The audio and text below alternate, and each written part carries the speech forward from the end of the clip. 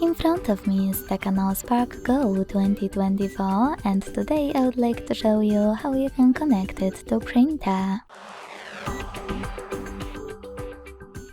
Begin by going into Settings and tapping on More Connections. Then select Printing, Default Print Service or any other service you have on your device. And make sure that this switcher is blue. After doing all that, just wait. Your device is looking for a printer, and when it finds one, it will connect to it.